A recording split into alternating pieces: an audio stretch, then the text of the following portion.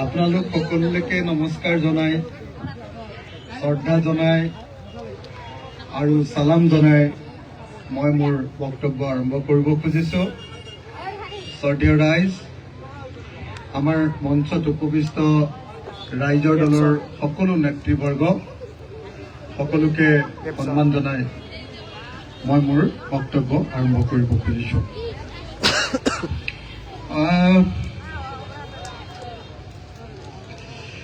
মই মানে বহুত দিন ধৰি, আজি কিমান দিন হ'ল ক'ব নোৱাৰো, 1 বছৰ পাৰ হৈ গ'ল। অক্টোবৰৰ 26 তাৰিখৰ পৰা গোটেই অসম ঘূৰিয়ে আছো, কোনোদিন ঘৰত থাকিবলৈ যোৱা নাই। কেতিয়াবা শদিয়ালৈ গৈছো, কেতিয়াবা উত্তৰ কাছাৰলৈ গৈছো, কেতিয়াবা কাৰ্বি আংলং গৈছো, কেতিয়াবা গুৱাহাটীত মিটিং কৰিছো, কেতিয়াবা নগাঁও, কেতিয়াবা শিৱসাগৰ, কেতিয়াবা ডিব্ৰুগড়, কেতিয়াবা বৰপেটা, কেতিয়াবা গোৱালপাৰা, কেতিয়াবা ধুবুৰী। অকল মানুহৰ লগত কথা পাতি আছো এটা কাৰণতে যে 2026 চনত আমি সকলোৱে মিলি হিমন্ত বিশ্ব শৰ্মা নেতৃত্বাধীন বিজেপি চৰকাৰখনক ব্ৰহ্মপুত্ৰত দলিয়াই পেলাব লাগে। সঁচাকৈ আপোনালোকে বিচাৰে নে নাই যে এই সাম্প্ৰদায়িক চৰকাৰখনক খেদি দিব লাগে বুলি আপোনালোকে বিচাৰে নে নাই? সঁচাকৈ বিচাৰে? আইসকলে, আমাৰ মহিলাসকলে বিচাৰে নে নাই যে বিজেপি চৰকাৰখনক খেদিব লাগে বুলি ভাবে নে নাই? একদম শান্তি নাইকিয়া কৰি দিছে নে নাই? হয়নে নহয়? শান্তি নাইকিয়া কৰি দিছে বিজেপি চৰকাৰখনে আমাৰ। কোনেও নিজৰ মতে খাব নোৱাৰে, কোনেও নিজৰ মতে ড্ৰেছ কৰিব নোৱাৰে। যদি মুছলমান মানুহজনে টুপিটো পিন্ধি গৈছে, মুছলমান মানুহজনৰ যদি দাড়িখিনি আছে, তেতিয়াহ'লে এই ধুবুৰীৰ পৰা গুৱাহাটীলৈ যাওঁতেও ভয়ে ভয়ে যাব লাগে। কিজানিবা ৰাস্তাতে বিজেপি, RSS, বজৰং দলৰ মানুহে কিজানি মাৰপিটেই কৰে। ভয় লাগেনে নাই আপোনালোকৰ? ভয় লাগেনে নাই? যেতিয়া আপোনালোকৰ ল'ৰাবিলাকক, আমাৰ মহিলাসকলে, আমাৰ আইসকলে, আমাৰ পিনে আই বুলি কওঁ, আপোনালোকে কি কয়? মা বুলি কয়, হয়নে? আমাৰ পিনে আই বা মা বুলি কওঁ। আমাৰ মাসকলে আপোনালোকে ভয়ত থাকে নাই যেতিয়া ল'ৰাটো গৈ গুৱাহাটীত কাম কৰিবলৈ যায়, বিল্ডিঙৰ কাম, হয়নে?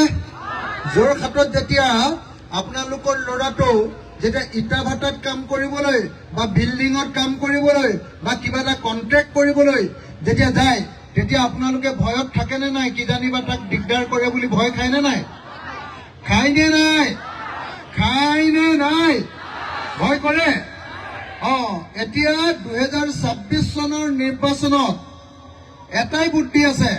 2026 চনৰ নিৰ্বাচনত বিজেপিক ব্ৰহ্মপুত্ৰলৈ দলিয়াব লাগিব, আৰু যদি বিজেপিক ব্ৰহ্মপুত্ৰলৈ দলিয়াব পাৰো, তেতিয়া সেই ভয়মুক্ত অসম এখন আমি অসমত পাব পাৰিম। হয়নে নহয়? ভয় নকৰাকে সকলো মানুহ শান্তিৰে থাকিবলৈ পাব লাগে। এখন দেশখন ভালকে চলিছে নে নাই, প্ৰথম বস্তুটোৱে হ'ল যে প্ৰত্যেকজন নাগৰিকে স্বাধীনভাৱে চলিবলৈ পাইছে নে নাই?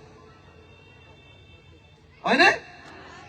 মই ধৰক আমাৰ গাঁৱৰ মহিলাবিলাকে মেখেলা চাদৰ পিন্ধে, হয়নে? মেখেলা চাদৰ পিন্ধে আৰু মূৰত উৰণিখন লয়, উৰণি বুলি কয় আমাৰ পিনে, হয়নে? আপোনালোকৰ এফালে মেখেলা চাদৰ নিপিন্ধে, হয় শাৰী পিন্ধে, নহলে চুইজাৰ পিন্ধে, আৰু মূৰত কিখন লয়? এইটো বুৰ্খাখন বা কি বুলি কয়, এখন হিজাব বা বুৰ্খা লয়, হয়নে? এতিয়া মই যেনেকে চলো, যেনেকে পিন্ধো, সেইটোৰ ওপৰত মই তেনেকেই চলিবৰ কাৰণে যেতিয়া এখন দেশত অধিকাৰ পাম, শান্তিৰে সৈতে চলিব পাৰিম, সেই দেশখনকে শান্তিপূৰ্ণ গণতান্ত্ৰিক দেশ বুলি কোৱা হয়। হয়নে নহয়?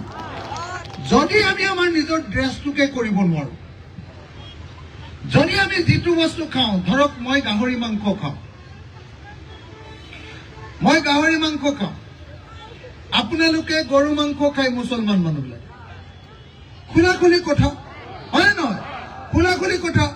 মোক যদি কোনোবাই কয় যে তই গাহৰি মাংস খাব নোৱাৰিবি, মাজতে হিমন্ত বিশ্ব শৰ্মাই যেতিয়া কৈ আছিলে, মইতো হিমন্ত বিশ্ব শৰ্মাক কলো, বোলো মোক এদিনৰ কাৰণে গাহৰি নেখাবি বুলি কৈছা, মই তোমাৰ ঘৰত ধৰি তোমাৰ ঘৰৰ ভিতৰলৈ গৈ তোমাক উলিয়াই আনি ৰাজপথত খেদি দিম বুলি কৈছো। হয়নে নহয় ৰাইজ? হয়নে নহয় ৰাইজ?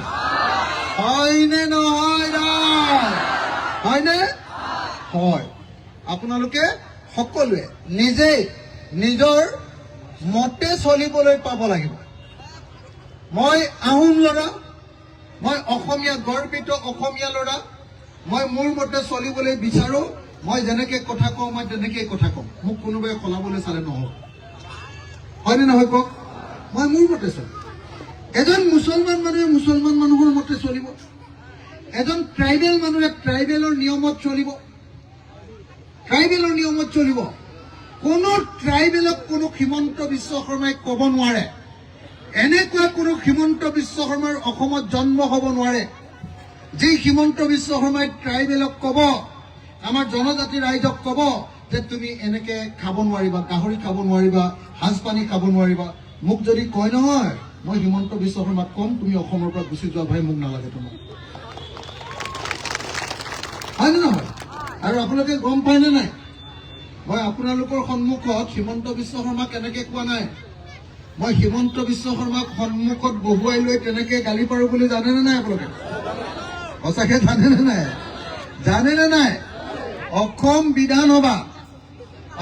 বিধানসভাত 126 জন যে বিধায়ক আছে, 126 জন বিধায়ক থাকিলেও অকল দুটা মানুহৰ মাজতে কাজিয়া, দুটা মানুহৰ মাজতে আলোচনা, দুটা মানুহৰ মাজতে তৰ্ক বিতৰ্ক, দুটা মানুহৰ মাজতে যুদ্ধ।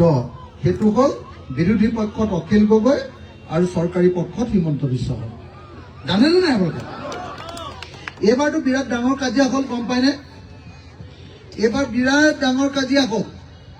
ডাঙৰ কাজিয়া হ'ল মানে কি হ'ল জানেনে? এইবাৰ মানে বিধানসভাত কংগ্ৰেছৰ বিধায়ক এজনক হিমন্ত বিশ্ব শৰ্মাই বিৰাট দম দিলে। যুদ্ধখন মোৰ লগতহে লাষ্টত হ'লগে, কংগ্ৰেছে নেমাতিলে মুখেৰে। বুজিলে নাই? কংগ্ৰেছৰ বিধায়কজনক, তিতাবৰৰ বিধায়কজনক ক'লে, কি নাম আছিলে তেখেতৰ? ভাস্কৰ বৰুৱা। ভাস্কৰ বৰুৱাক ক'লে হিমন্ত বিশ্ব শৰ্মাই, বোলে আপোনাৰ যে বাগান আছে, আপোনাৰ বাগানৰ লাইনৰ মাটিবিলাক লেবাৰবিলাকক, শ্ৰমিকবিলাকক আপুনি এৰি দিব নে নিদিব? মই তেতিয়া হিমন্ত বিশ্ব শৰ্মাক ক'লো, বোলো আপোনাৰ যে নিজৰ বাগান আছে হিমন্ত বিশ্ব শৰ্মা ডাঙৰীয়া, আপুনি বাৰু কংগ্ৰেছৰ বিধায়কজনক কৈছে ঠিকে আছে, তেওঁতো এৰি দিব লাগিব, কিন্তু আপোনাৰ বাগানৰ মাটিটো শ্ৰমিকবিলাকক এৰি দিব নে নাই? মই হিমন্ত বিশ্ব শৰ্মাক সুধিলো। হিমন্ত বিশ্ব শৰ্মাই ক'লে, বোলে মোৰ ক'ত বাগান আছে? মই নাম গাবলৈ আৰম্ভ কৰিলো, চানমাৰি এনেকে আৰম্ভ কৰিছিলোৱে আৰু এখন এখনকে বাগানৰ নাম গাবলৈ আৰম্ভ কৰিছিলোৱে। মোকতো বিৰাট ধমকি দিলে, এই বোলে তুমি কাজিৰঙাত বোলে মাটি লৈ এতিয়াও চৰকাৰক ৰেভিনিউ দিয়াই নাই, চৰকাৰক এতিয়ালৈকে প্ৰিমিয়াম দিয়াই নাই বোলে, তুমি কাজিৰঙাত অৰ্কিড পাৰ্ক খুলিছা। মই ক'লো, বোলো মইতো অৰ্কিড পাৰ্ক খুলিছো ৰাজহুৱা অনুষ্ঠান সমবায়, কিন্তু আপুনি যে অসমৰ আটাইতকৈ ডাঙৰ স্কুলখন খুলিছে ব্যক্তিগত, আপোনালোকে জানেনে নাই? জানেনে নাই? ইয়াৰ পৰা গুৱাহাটীলৈ যাওঁতে এই কামৰূপ গ্ৰাম্য যিখন DC অফিচ আছে তাৰ অপজিটত হিমন্ত বিশ্ব শৰ্মাৰ স্কুলখন আপোনালোকে দেখিছেনে নাই? দেখিছেনে নাই? সঁচাকে দেখিছে? সেইখনৰ নাম বইন্দা ইণ্টাৰনেশ্যনেল স্কুল, আন্তৰ্জাতিক বিদ্যালয়। আপোনালোকৰ গাঁৱত যিমান LP স্কুল আছে, কোনোবা এখন LP স্কুলত 5টা ক্লাছ, কোনোবা এখনত 6টা ক্লাছ। 5টা ক্লাছৰ কাৰণে 5টা ক্লাছৰুম আপোনালোকৰ স্কুলত আছেনে? আছেনে নাই? কোনখন স্কুলত আছে? এখন LP স্কুলত 5টা বা 6টা ক্লাছৰুম আছেনে নাই? এটা হলৰ ভিতৰতে এনেকে দীঘলীয়া হলটোতে গোটেই ক্লাছবিলাক বহিব লাগেনে নাই? লাগেনে নাই? লাগেনে নাই? আৰে হিমন্ত বিশ্ব শৰ্মা কমেও 15 বছৰ 18 বছৰমান এডুকেশ্যন মিনিষ্টাৰ হ'ল, শিক্ষামন্ত্ৰী। এখনো স্কুলত এটা ক্লাছৰ কাৰণে এটা শ্ৰেণী কোঠা, এটা ক্লাছৰ কাৰণে এজন শিক্ষক এতিয়ালৈকে দিব নোৱাৰিলে। 6টা ক্লাছৰ কাৰণে 2জন মাষ্টৰ বা এজন মাষ্টৰ, হয়নে নহয়? এল পি স্কুলত হয়নে নহয়? আৰু 5টা ক্লাছৰ কাৰণে মাত্ৰ এটা ঘৰ, তাত আৰু কোঠা চোঠা নাই, ৰুম চুম নাই। তেতিয়াহ'লে কি হয়? এইডোখৰতে নেওতা পঢ়ে, এইডোখৰতে সাহিত্য পঢ়ে, এইডোখৰতে অংক কৰে, এইডোখৰতে বিজ্ঞান পঢ়ে। এনেকে কি হয়? গোটেই হুলস্থুল, কোনেও কাৰো কথা নুশুনে, পঢ়াই হয়নে সেইটো বজাৰতে কথা পতা হয়, কোনেও ধৰিবই নোৱাৰে, হয়নে নহয়? কিন্তু যি সময়ত তেওঁ 18 বছৰ শিক্ষামন্ত্ৰী হৈ এখনো ভাল স্কুল বনাব নোৱাৰিলে, চৰকাৰী স্কুল, সেই সময়ত তেওঁ নিজৰ ঘৰত অসমৰ ভিতৰতে আটাইতকৈ দামী স্কুলখন বনাই পেলালে। আপোনালোকে জানেনে নাই এই কথাটো? অসমৰ নহয়, উত্তৰ পূৰ্বাঞ্চলৰ আটাইতকৈ দামী স্কুলখন হিমন্ত বিশ্ব শৰ্মাই বনাই পেলালে। তেওঁৰ পত্নীয়ে, তেওঁৰ ঘৈণীয়েকে। স্কুলখনৰ নাম বন্দ্যা ইণ্টাৰনেশ্যনেল স্কুল, বন্দ্যা ইণ্টাৰনেশ্যনেল স্কুল। শ্ৰদ্ধেয় ৰাইজ, সেইকাৰণে মই হিমন্ত বিশ্ব শৰ্মাক কলো, মোক যেতিয়া তেনেকে ক'লে, মই তেতিয়া তেওঁকো মই গালি পৰা আৰম্ভ কৰিলো। তেওঁ মোক গালি দিছে, ময়ো গালি দিছো। লাষ্টতো মোক ক'লে, বোলে এই তুমি বেছি উৎপাত নকৰিবা, তোমাৰ ঢেৰ কেছ আছে, মই বোলে তোমাক ভৰাই দিম জেলত, গম পোৱা নাই। মোৰতো খং উঠিলে।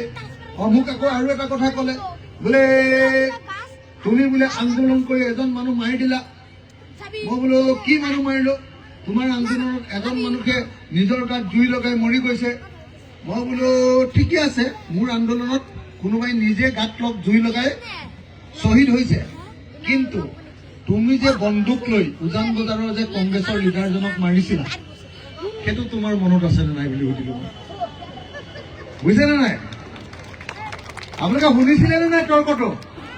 যদি শুনিছিলে নহয়, হিমন্ত বিশ্ব শৰ্মাই নিজকে যদি বাঘ বুলি ভাবে, তেতিয়াহ'লে মই সিংহৰ নিচিনাকে তাত জঁপিয়াই পৰো। দেখিছেনে নাই আপোনালোকে?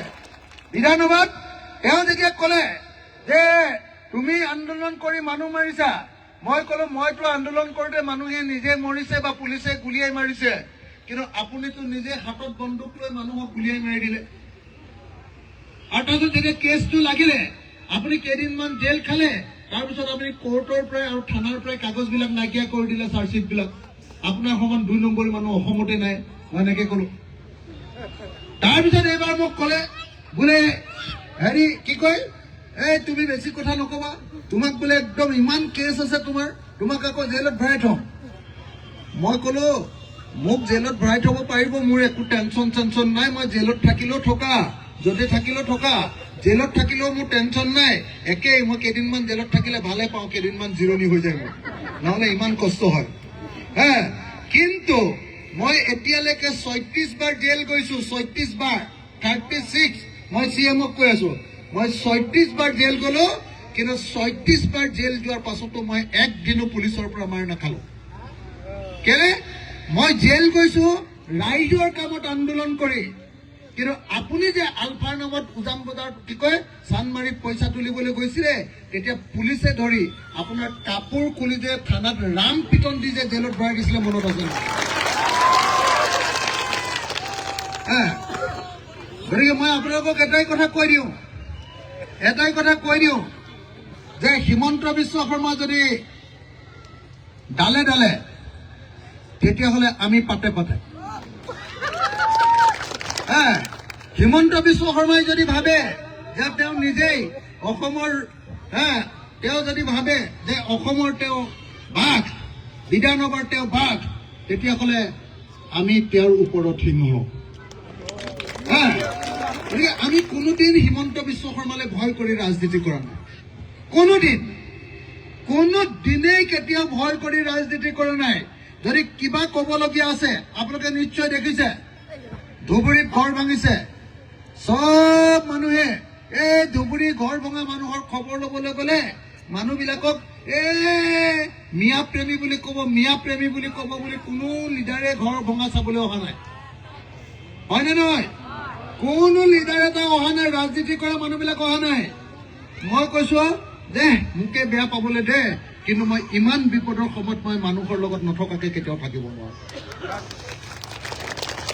তাৰপাছত যেতিয়া ধুবুৰীত চাবলৈ আহিলো, একদম দুখীয়া খেতিয়ক এজনে মোক খাবতি ধৰিলে, একদম দুখীয়া, গেঞ্জিটো একদম লেতেৰা, ঘাম ওলাই আছে, পিঠি আছে, তেওঁ ঘৰ ভাঙি আছে, তেওঁ আহি মোক খাবতি ধৰিলে। তাৰপিছত এগৰাকী মহিলা আহি মোক হাবত পাৰি ধৰিলে, মোক নিজৰ মাকৰ নিচিনাকে এনেকে মৰম কৰিলে, আৰু ময়ো মহিলাগৰাকীৰ কপালতে এটা চুমা খালো। এইটোতো মোৰ একদম ডাঙৰ অপৰাধ হৈ গ'ল। গোটেই বিজেপিয়ে উলিয়াই দিলে যে ই চুমা বাবা, চুমা বাবা, উলিয়াই দিলে যে ই চুমা বাবা,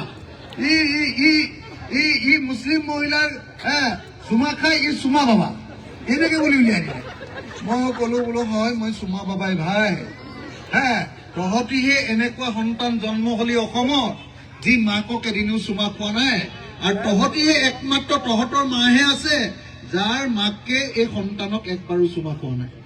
মই যিগৰাকী মাতৃ, তেওঁ মুছলমান হ'ব পাৰে, তেওঁ লেতেৰা ড্ৰেছ হ'ব পাৰে, তেওঁ দুখীয়া হ'ব পাৰে, কিন্তু তেওঁ এগৰাকী মাতৃ, তেওঁ এগৰাকী মা, আৰু সেই মা গৰাকীয়ে মোক যেতিয়া সাৱটি ধৰিছে, ঘৰটো ভাঙি দিছে, কান্দি তেওঁ থাকিব পৰা নাই, তেতিয়া তেওঁক সান্তনা দিবৰ কাৰণে এটা চুমা খোৱাটো মোৰ মানুহ হিচাপে দায়িত্ব, আৰু এই দায়িত্ব পালন কৰাৰ কাৰণে কোনোবাই যদি মোক বেয়া পোৱা, তেতিয়াহ'লে তেনেকুৱা বেয়া পোৱা মোক পাই থকাটো নহয়। মই এনেকে থাকো দেই। এতিয়া আপোনালোকক মই এইকেইটা কথা কৈ এতিয়া আচল কথাকেইটালৈ আহিব খুজিছো, চিধা চিধি কথা, শ্ৰদ্ধেয় ৰাইজ। আপোনালোকে দেখিলে যে আপোনালোকে 1947 চনৰ পাছৰ পৰা এতিয়ালৈকে এবাৰ 26 চনত 90 বছৰ হ'ব, প্ৰায় 90 বছৰ ভোট দিয়া। কেইবছৰ হ'ব? 89 বা 90 বছৰ হ'ব। এতিয়া 90 বছৰ ভোট দিব, কিন্তু 90 বছৰ ভোট দিয়াৰ পাছতো আপোনালোকৰ মুছলমান মানুহবিলাক এতিয়ালৈকে অসমীয়া হ'বই পৰা নাই বুলি হিমন্তই কৈ আছে, হয়নে? কৈছেনে নাই? আপোনালোককতো মানে এনেকুৱাকে ক'ব খোজে যে ধুবুৰী মানুহ মানে এইবোৰ অসমীয়া নহয়, চব বাংলাদেশী বুলি কয় নে নকয়? কয় নে নকয়? কয়।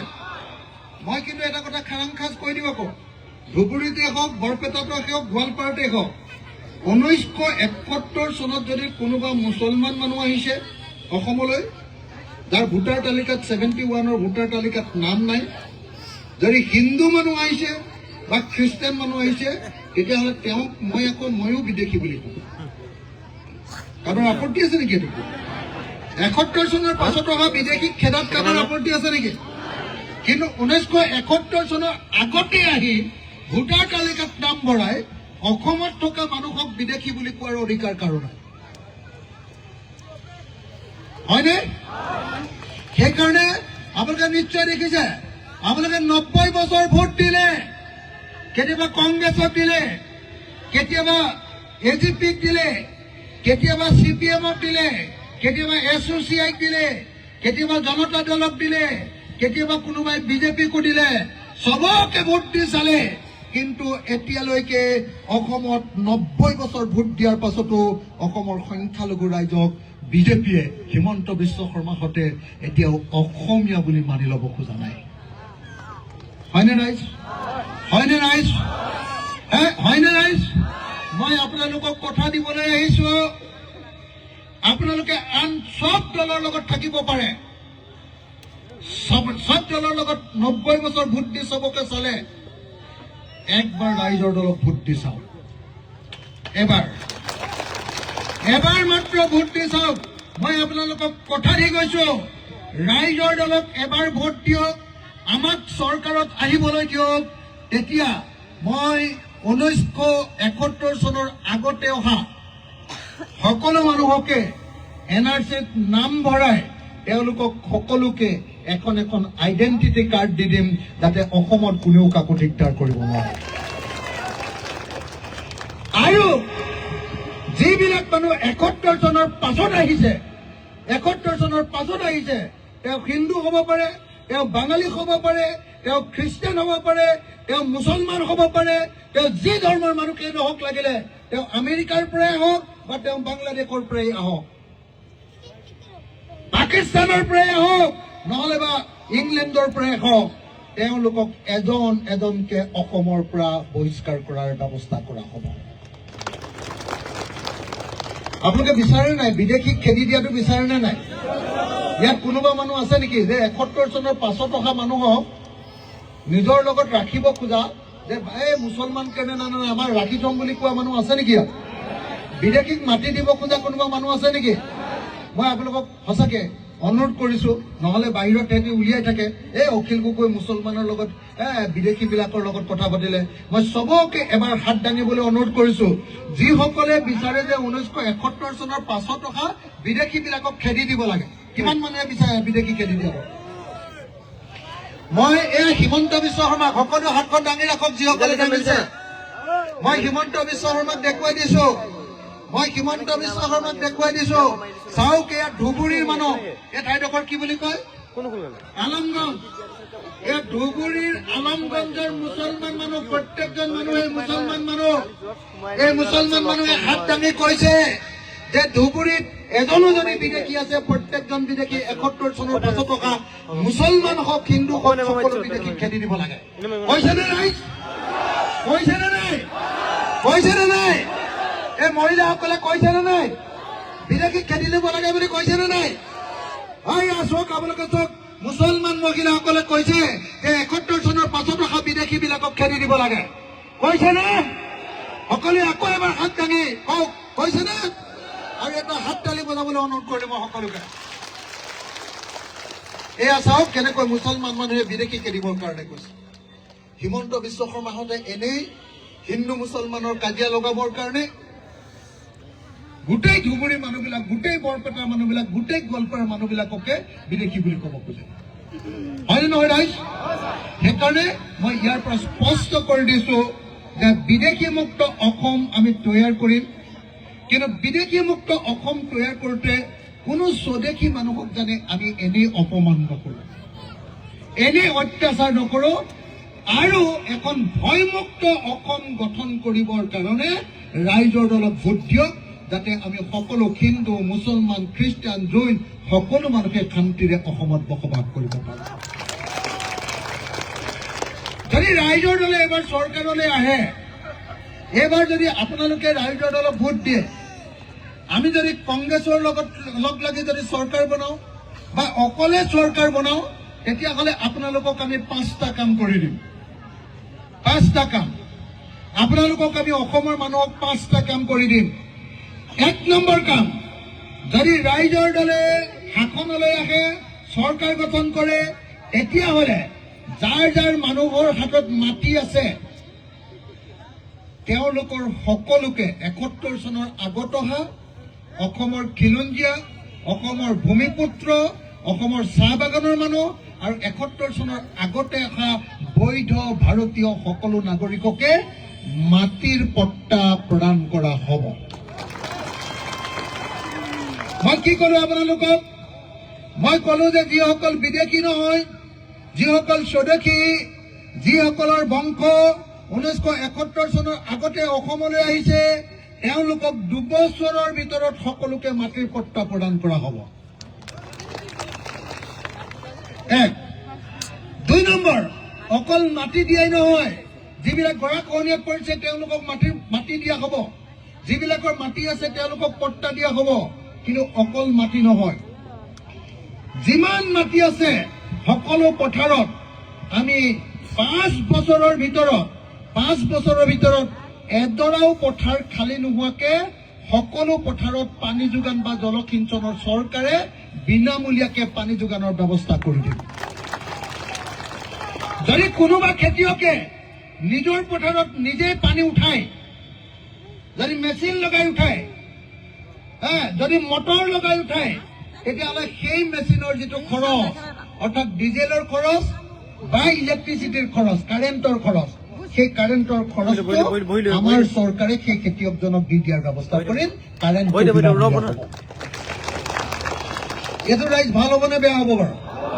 সঁচাকে ভাল হ'ব নে বেয়া হ'ব? মই ভাবো যে খেতিয়কবিলাকক ধনী কৰিবলৈ হ'লে অসমৰ চব খেতি পথাৰ বছৰত সকলো সময়তে খেতি কৰিব লাগিব আৰু খেতিয়কবিলাকক খেতি কৰোঁতে বেছি পইচা খৰচ নহ'বৰ কাৰণে তেওঁলোকক ইলেক্ট্ৰিচিটিটো ফ্ৰী বা মেচিনটো ফ্ৰী এখন গাঁৱত 5খন ট্ৰেক্টৰ মই ফ্ৰী কৰি দিম।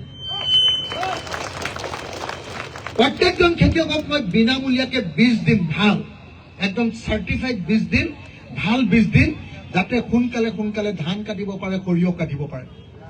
মই ফ্ৰীকে দিম, এইটো চৰকাৰৰ পিনৰ পৰা। তাৰ পাছত কি দিম জানেনে? তাৰ পাছত সাৰবিলাক যিমান সাৰ ব্যৱহাৰ কৰে, ইউৰিয়া, DAP, NPK যিবিলাক ব্যৱহাৰ কৰে আপোনালোকে সেই সাৰবিলাক অতি কম দামত সহজতে সকলোৱে পোৱাৰ ব্যৱস্থা কৰি দিম। এইটো 3। 4 নম্বৰ, যদি সঁচাকে তাৰ পাছত আপোনালোকে বছৰেকত অতি কমেও 3বাৰ খেতি কৰে এডৰা পথাৰত, তেতিয়াহ'লে আপোনালোকৰ মাটিৰ খাজনাটো মই ফ্ৰী কৰি দিম।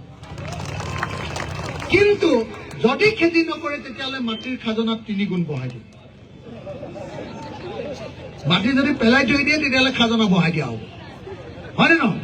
খেতি নকৰি যদি পথাৰ পেলাই থয় সেই জাতি কেতিয়াও ধনী হ'ব নোৱাৰে, হয়নে নহয়? হয়নে নহয়? সেইকাৰণে মই আপোনালোকক তেতিয়াহ'লে প্ৰথম প্ৰতিশ্ৰুতি দি দিলো যে অসমত ভয়মুক্ত আৰু বিদেশীমুক্ত অসম গঠন কৰা হ'ব। যিবিলাক বিদেশী তেওঁলোকক খেদি দিয়া হ'ব, স্বদেশী সকলোকে আইডেণ্টিটি কাৰ্ড দি অসমৰ যিকোনো ঠাইত ব্যৱসায় বাণিজ্য বা কাম কৰিবলৈ যাব পৰাৰ ব্যৱস্থা কৰি দিয়া হ'ব। ভাৰতৰ সকলো ঠাইলৈ যাব পৰা কৰি দিয়া হ'ব, হ'বনে? 1। 2, আমি অসমৰ পথাৰবিলাকত এনেকুৱাকে পানীৰ পৰা আৰম্ভ কৰি সেইবিলাক সা সুবিধা দি দিম, সেই সা সুবিধাবিলাকৰ জৰিয়তে বছৰত অন্ততঃ 3বাৰ খেতি কৰিব পাৰিব চব খেতিয়কে। এইটো 2। 3, আপোনালোকক মই প্ৰতিশ্ৰুতি দিছো, যদি আমি চৰকাৰ গঠন কৰিব পাৰো, মই যদি চৰকাৰত সোমাবলৈ পাওঁ, আন যাৰে চৰকাৰ কওক কোনেও খেতিয়কৰ কাৰণে কাম নকৰে, মিছা কথা। মই খেতিয়ক আন্দোলন কৰোঁ কাৰণে মই আপোনালোকক প্ৰতিশ্ৰুতি দিছো। মই অকল কৃষকবিলাকৰ কাৰণে আন্দোলন কৰি ডাঙৰ কৈছো। মই 36বাৰ জেল গৈছো কৃষকৰ কাৰণে, অসমৰ মানুহৰ কাৰণে মই 36বাৰ জেল গৈছো। মোৰ ওপৰত অসমৰ ভিতৰত আটাইতকৈ বেছি কেছ আছে, 165টা কেছ। 165টা কেছৰ মালিক মই আটাইতকৈ ডাঙৰ মালিক। মোৰ পইচা চইচা নাই, কিন্তু কেছ হলে 165টা আছে। মই আটাইতকৈ ডাঙৰ মালিক, কেছৰ মালিক আটাইতকৈ ডাঙৰ, অসমৰ 1 নম্বৰ। এইটোত মোক পৃথিৱীৰ কোনেও নোৱাৰে আৰু। মই 165টা মোৰ ওপৰত কেছ আছে।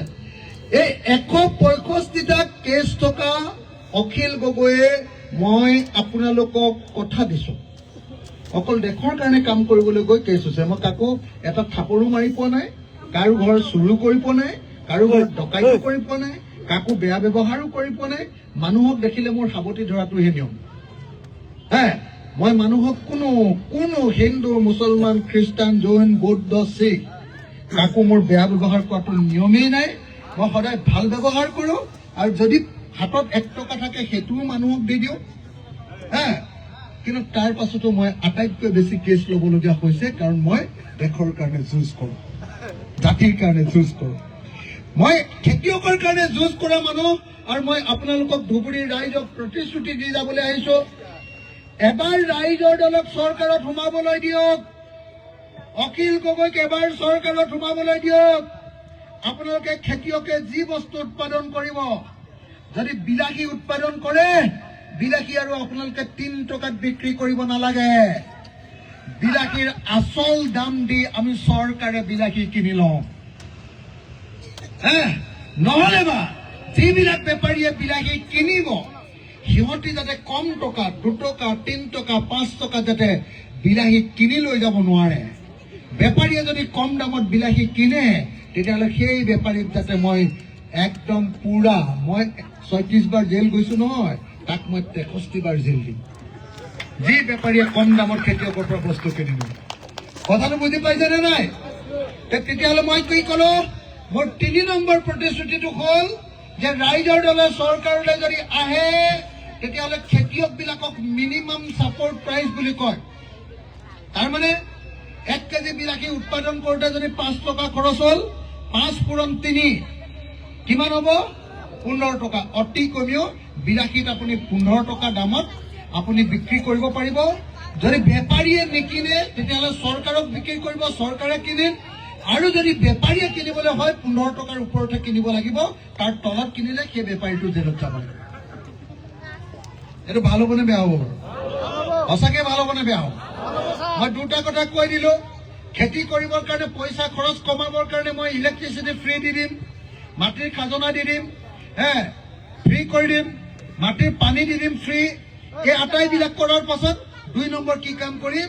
যিটো উৎপাদন কৰিব সেই বস্তুটো আচল দামত কিনি লোৱাৰ ব্যৱস্থা কৰিম। সেইটোক ইংৰাজীত MSP দিয়া বুলি কয়। যেনেকে এতিয়া চৰকাৰে ধানটো কিনি লয় নাই, তেতিয়া বাকীবিলাক বস্তু আমি কিনি লওঁ। এইটো মোৰ 3 নম্বৰ প্ৰতিশ্ৰুতি। ভাল হ'বনে বেয়া হ'ব চাগে? এইবিলাক কথা শুনি মানুহে বৰ এটা ভাল নাপায় ন? একদম হিন্দু মুছলমানে হিন্দুক কাটিম, মুছলমানক কাটিম, আমুকক কাটিম, ভুচুকক কাটিম, এইবিলাক ক'লে ভাল পায় ন মানুহবিলাকে? এইবোৰ আচল কথাবিলাক পাতিলে বেয়া পায় হয়নে? মই আৰু এটা বেয়া কথা কম, মতা মানুহবিলাকে বেয়া পোৱা কথা এটা কম। যদি মই এদিন মুখ্যমন্ত্ৰী হওঁ, তেতিয়াহ'লে ঘৰৰ মাটিৰ পট্টাটো, ঘৰৰ যে পাট্টাটো, মাটিৰ পাট্টাটো মই অকল মতা মানুহৰ নামত থাকিবলৈ নিদিওঁ। একেখন পট্টাত গিৰিয়েকৰ নামো থাকিব, ঘৈণীয়েকৰ নামো থাকিব। তেতিয়া কোনো মতা মানুহে মদ খাই ফটককে ঘৈণীয়েকজনীক এৰি দিব নোৱাৰিব। মাটিও আধা গুচি যাব যে তেতিয়া তালাক দিলে আধা মাটিও যাব। কিন্তু তেতিয়া ঘৈণীয়েকক যদি এনেই খেলি দিয়ে তেতিয়াহ'লে আধা মাটিও গুচি যাব তাৰ। গতিকে ঘৰখন শান্তিৰে থাকিব। বুজিছে নাই? মই পুৰুষ আৰু মহিলা দুয়োটাকে মাটিৰ পট্টা, এই যে পট্টাটো দিম বুলি কৈছো, দিবৰ সময়ত মই 2জন মানুহৰ নাম একেলগতে লিখি দিম। 2জন মানুহৰ নাম। ইজনে চহী কৰিলে সিজনে বিক্ৰী কৰিব পাৰিব, সিজনে চহী কৰিলে সিজনে বিক্ৰী কৰিব পাৰিব। এজনে চহী কৰি মাটি বিক্ৰী কৰিব নোৱাৰিব। কেনেকুৱা বৰ মতা মানুহবিলাকক খং উঠিছে চাগে? খং উঠিলেও কথা নাই, মাইকী মানুহবিলাকক নহ'লে ফটককে তালাক দি দিয়ে নহয়। হয়নে নহয়? তাৰপিছত একো নিদিয়ে, পইচা পাতি একো নিদিয়ে, চল গৈ বেলেগৰ ঘৰত কাম কৰি চল। হয়নে নহয়? সেইকাৰণে এইবাৰ মই যেতিয়া CM হ'ম, মাটিত মই পট্টাটো 2টাৰ নামত একেলগতে লিখিম। এই বোলে আব্দুল খালেক, লগতে মমতা দিদিৰ নামো লিখি দিম।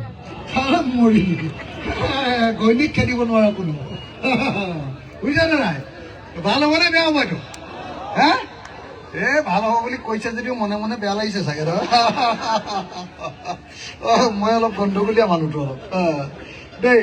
এইটো 3 নম্বৰ কথা কওঁ। 4 নম্বৰ কামটো কি কৰিম বুলি ভাবিছো জানেনে? 4 নম্বৰ কামটো অলপ বেলেগ কথা নাপাতিব, খুব দৰকাৰী কথা। 4 নম্বৰ কামটো আপোনালোকৰ ইয়াৰ পৰা বেংগলোৰত গৈ সিকিউৰিটি গাৰ্ড কৰিবলৈ মানুহ যায় নে নাযায়? ল'ৰা যায় নে নাই? সঁচাকে যায়নে?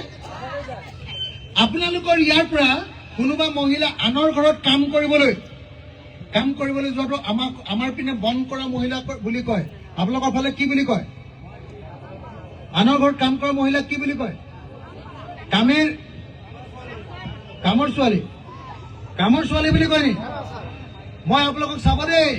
এতিয়া কামৰ ছোৱালীজনীয়ে কাৰোবাৰ ঘৰত কাম কৰিলে 4,000 টকা দৰমহা পায় এমাহত। মই কামৰ ছোৱালীজনীক কি কৰিম জানে নাই?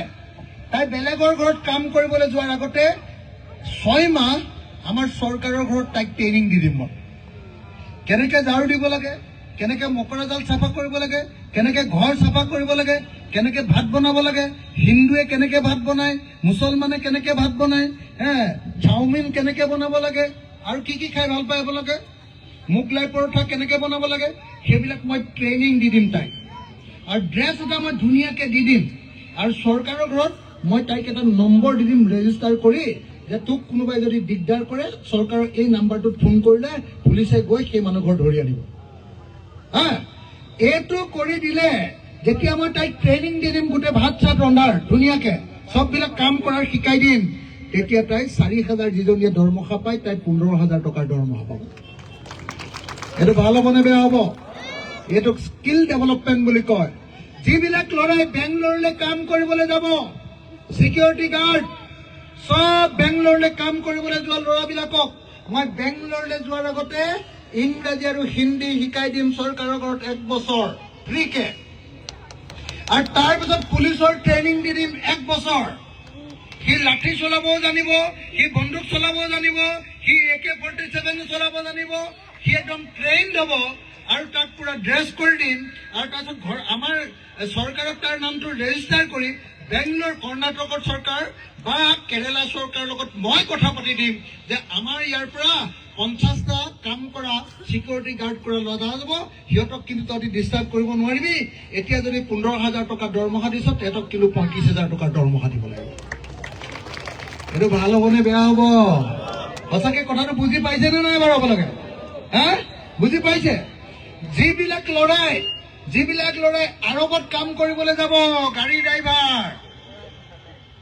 গাড়ী ড্ৰাইভাৰ আজিকালি গোটেই অসমৰ ল'ৰা বাহিৰলৈ যায় বুলি জানেনে নাই মই তাক 1 বছৰ বিনামূলীয়াকৈ ট্ৰেইনিং দি দিম লাইচেন্সটো একদম পুৰা এই লাইচেন্স উলিয়াই দিম ফ্ৰীকে হা ইংৰাজী শিকাই দিম হিন্দী শিকাই দিম তাৰপিছত যদি জাপানলৈ যাব খোজে জাপানী ভাষা শিকাই দিম যদি জাৰ্মানলৈ যাব খোজে জাৰ্মানী ভাষা শিকাই দিম ফ্ৰান্সলৈ যদি যাব খোজে ফৰাচী ভাষা শিকাই দিম তেতিয়া কি এতিয়া ড্ৰাইভাৰ কৰিবলৈ গ'লে যদি 20,000 টকাৰ দৰমহা পায় 30,000 টকাৰ দৰমহা পায় তেতিয়া কি 1.5 লাখ টকা দৰমহা পাব এমাহত 1.5 লাখ টকা কথাটো বুজিছেনে আৰু যিবিলাক মহিলাই যিবিলাক ছোৱালীয়ে নাৰ্ছ কৰে নাৰ্ছ মই প্ৰত্যেকগৰাকী ছোৱালীক যিবিলাকে নাৰ্ছ শিকিব খোজে বিনামূলীয়াকৈ এবছৰ মই নাৰ্ছ শিকাই দিম নাৰ্ছ শিকাই তাৰ লগত কি কৰিম ইংৰাজী আৰু হিন্দীটো শিকাই দিম তাৰ লগত জাপানী ভাষাটো শিকাই দিম আৰু শিকাই দি এতিয়া নাৰ্ছজনীয়ে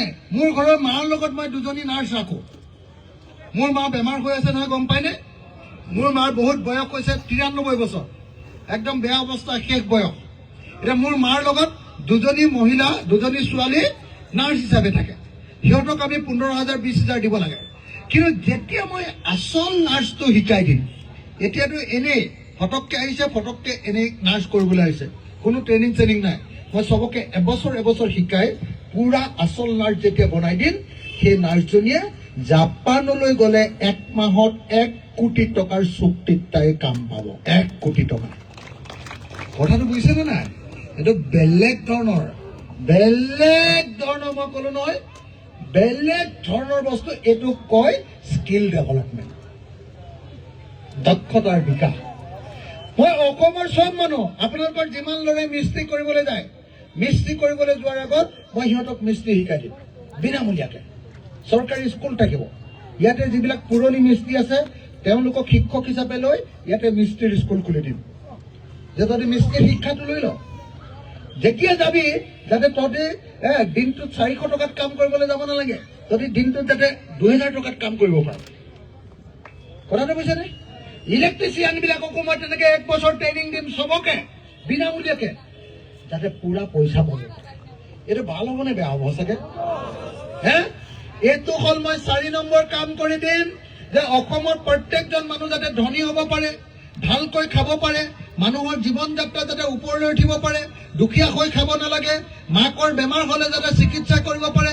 দেউতাকৰ বেমাৰ হ'লে যাতে চিকিৎসা কৰিব পাৰে তেনেকৈ ধনী কৰাৰ কাৰণে মই ব্যৱস্থা কৰি দিম এইটো মোৰ 4 নম্বৰ আৰু 5 নম্বৰ কামটো কি কৰিম জানেনে 5 নম্বৰ কামটো আপোনালোকৰ পৰা যে বিলাহী কিনি ল'ম বুলি কৈছিলো আপোনালোকৰ পৰা কি কিনি ল'ম সৰিয়হ কিনিম বিলাহী কিনিম ঘেঁহু কিনিম গুমধান কিনিম কি আছে আপোনালোকৰ যিমান আছে সব বস্তুবিলাক যে কিনি ল'ম বুলি ক'লো বেছি দামত কিনি লৈ মই কি কৰিম কিনি লৈ কি মই গুদামতে গেলাই দিম নেকি কি কৰিম 2টা কাম কৰিম সেই গুদামৰ বিলাহীটোৰ যেতিয়া দাম দিল্লীত যেতিয়া 80 টকা হ'ব মই তেতিয়া ইয়াৰ পৰা পঠিয়াই দিম কিন্তু যি বছৰ বিলাহীৰ দাম নুঠিব এই দামেই নাপায় কম দাম হৈ আছে সেই বছৰ কি কৰিম মই আপোনালোকৰ গাঁৱত এটা ইণ্ডাষ্ট্ৰি খুলি দিম। কিহৰ ইণ্ডাষ্ট্ৰি? বিলাসীৰ পৰা জেলি বনোৱাৰ ইণ্ডাষ্ট্ৰি, বিলাসীৰ পৰা চচ বনোৱাৰ ইণ্ডাষ্ট্ৰি। চচ মানে চিনি পায়নে নাই? চচ চিনি পায়নে নাই? চচ বনোৱাৰ ইণ্ডাষ্ট্ৰি খুলি দিম। আৰু চচ বনোৱাৰ ইণ্ডাষ্ট্ৰি খুলি কি কৰিম? এখন গাঁৱত সৰু এটা ইণ্ডাষ্ট্ৰি খুলি এখন গাঁৱত মই 50 জন মানুহক কাম দিম, পুৰুষ আৰু মহিলা। মহিলাগৰাকীয়ে যদি সেই ইণ্ডাষ্ট্ৰিত কাম কৰিবলৈ আহে, এদিনত তেওঁ 1000 টকাকে দৰমহা পাব। এমাহত কিমান দৰমহা? 30,000 টকা দৰমহা পাব। অসমৰ কোনো মানুহে যাতে দৰমহা কাম কৰি দৰমহা 30,000কে তল নাপায়, তাৰ ব্যৱস্থা মই কৰি দিব খোজো। আৰু অসমত এজনো মই নিবনুৱা নাইকিয়া কৰি দিব খোজো। এইটো ভাল হ'ব নে বেয়া হ'ব? সঁচাকে কৈছো মই। আপোনালোকে গুৰুত্ব দিছে নে নাই? কি হ'ল? উঠিলেইচোন। কি হ'ল? উঠিলেই দেখোন। আমনি লাগিছে নেকি? বেছি দীঘলীয়া হৈ গ'ল নেকি? মই শেষ কৰি দিছো তেতিয়াহ'লে। এতিয়া শ্ৰদ্ধেয় ৰাইজ, উজনি অসমত আজিৰ দিনটোত, উজনি অসমত, নামনি অসমত যেনেকৈ আজিৰ দিনটোত মানে আপোনালোকে দেখিছে যে হিমন্ত বিশ্ব শৰ্মাই নামনি অসমৰ গোটেই মানুহবিলাককে বিদেশী বুলি কৈ থাকে। সেই কামটো কিন্তু উজনি অসমত মই হিমন্ত বিশ্ব শৰ্মাক দবদবাবলৈ দিয়া নাই। হিমন্তই যিমানেই দবদবাব লাগিলে, আপোনালোকে দেখিলে নে? যোৰহাটত মই গৌৰৱ গগৈক মাতি নিলো আৰু আমাৰ সমষ্টিৰ পৰা গৌৰৱ গগৈক ইলেকশ্যনত 1.5 লাখ ভোটত জিকাই দিলো। এইবাৰো আমি কংগ্ৰেছ, এইবাৰো আমি অসম জাতীয় পৰিষদ, CPI, CPM, CPIML, ৰাইজৰ দল, এই গোটেইবিলাক মানুহ এইবাৰ লগ লাগিছো। আপোনালোকে কি ভাবে? লগ লাগিলে ভাল হ'ব নে বেয়া হ'ব? ভাল হ'ব নে বেয়া হ'ব? এইবাৰ আমি লগ লাগিছো। এইবাৰ লগ লাগি হিমন্ত বিশ্ব শৰ্মাক ব্ৰহ্মপুত্ৰত দলিয়াবলৈ সিদ্ধান্ত লৈছো। এইবাৰ আমি চিটবিলাক ভগাই ল'ব খুজিছো। আমি কৈছো যে 126টাৰ ভিতৰত আমাকো কেইটামান দিয়া, কংগ্ৰেছেও কেইটামান লোৱা, জাতীয় পৰিষদেও কেইটামান লোৱা। আমি আপোনালোকৰ গৌৰীপুৰ চিটটো কংগ্ৰেছক বিচাৰিছো। গৌৰীপুৰ চিটটো ৰাইজৰ দলৰ কাৰণে, ৰাইজৰ দলে আমি গৌৰীপুৰ চিটটো বিচাৰিছো। আৰু এতিয়ালৈকে কংগ্ৰেছ দলৰ পৰা পুৰা পজিটিভ, ইতিবাচক সঁহাৰি দিয়া। মোক কওক, সঁচাকে আপোনালোকে কওকচোন, আপোনালোকে কংগ্ৰেছ দলৰ মানুহ MLA জিকিলে ভাল পাব নে আমাৰ অখিল গগৈ ৰাইজৰ দলৰ মানুহ জিকিলে বেছি ভাল পাব? ওপৰৰ পৰা নালাগে, ওপৰৰ কেইটা পাৰ্টিৰ মানুহ ৰাইজে ক'ব লাগিব। মই প্ৰথমতে শুনিছো, সঁচাকে কওক আপোনালোকে এনেই নকব। মোক কওক যে অখিল গগৈ ৰাইজৰ দলক ভোট দিবলৈ আপোনালোকে বেছি ভাল পাব নে কংগ্ৰেছক ভোট দিবলৈ আপোনালোকে বেছিকে ভাল পাব? কাক? ৰাইজৰ দল। কিমানে ৰাইজৰ দলক ভোট দিবলৈ ভাল পাব চাওঁ? চবেইচোন। আৰু কিমানে কংগ্ৰেছক ভোট দিবলৈ ভাল পাব? কংগ্ৰেছক? এনেকে মই সুধিলে মানেচোন কংগ্ৰেছে মোক বেয়া পাই যাব নেকি? মই ভাবিছিলো কিছু কংগ্ৰেছৰো আহিব।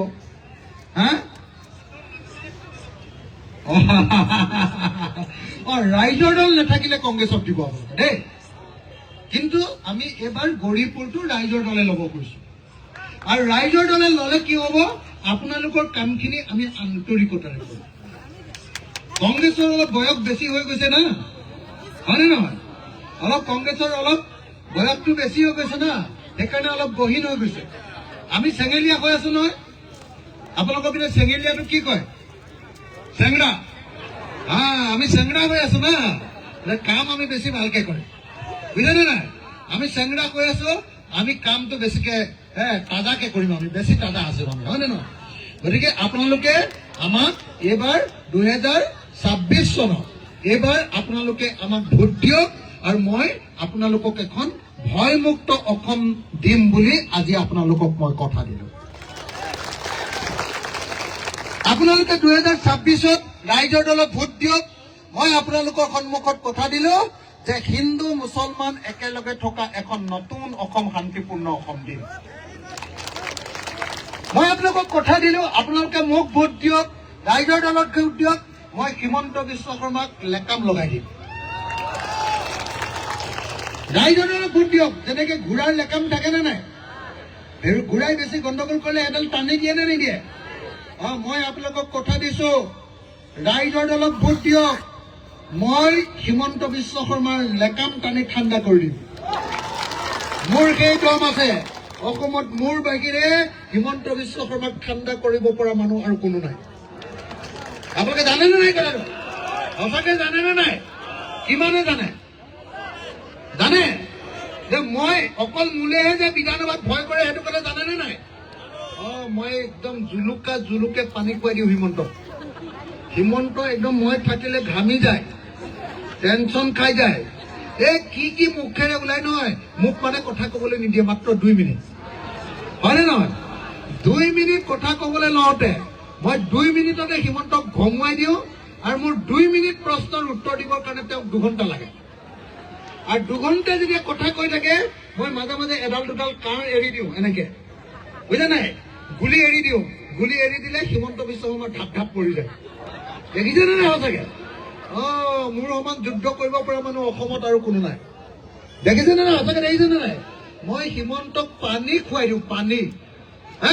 সেইকাৰণে এইবাৰ হিমন্তক পানী খুৱাবলৈ, বিজেপি চৰকাৰক গিৰাবলৈ, আৰু এখন শান্তিপূৰ্ণ, ভয়মুক্ত, হিন্দু, মুছলমান, খ্ৰীষ্টান, জৈন সকলো মানুহ একেলগে আগবঢ়া অসম গঢ়িবলৈ, আৰু এখন নতুন অসম য'ত সকলো মানুহ ধনী হ'ব, সকলো মানুহে ভালকৈ খাব পাব, কোনো দুখীয়া মানুহ নাথাকিব, প্ৰত্যেকৰ ঘৰতেই নিজে নিজে পকা ঘৰ বনাব পৰা, RCC ঘৰ বনাব পৰা হ'ব, এখন গাড়ী কিনিব পৰা হ'ব, মাক দেউতাকৰ বেমাৰ হ'লে দামী হস্পিটেললৈ নিব পৰা হ'ব, আৰু ল'ৰা ছোৱালীবিলাকক দিল্লীত পঢ়াব পৰা হ'ব। তেনেকুৱা এখন অসম বনাবৰ কাৰণে মই আপোনালোকৰ সন্মুখত শপত লৈছো, আৰু আপোনালোকৰ পৰা এইবাৰ 2026ত মই সমৰ্থন বিচাৰিছো। সঁচাকে সমৰ্থন দিবনে নাই? সঁচাকে দিবনে? এনেই কৈ আছে মোক। পিছত আকৌ কংগ্ৰেছৰ হাতখন দেখিলে মানে পাহৰি যায় নেকি? চব পাহৰি যাব নেকি? আমাৰ বাপ দাদা পাৰ্টি বুলি কৈ পাহৰি যাব নেকি? যদি নাপাহৰে, আহক আমি এখন ভয়মুক্ত, বিজেপি মুক্ত, RSS মুক্ত, আৰু সকলো মানুহ একেলগে জীয়াই থকাৰ অসম গঢ়িবৰ কাৰণে একেলগতে থিয় হৈ এটা শপত লওঁ। আহক সকলোকে মই থিয় হ'বৰ কাৰণে অনুৰোধ জনাইছো।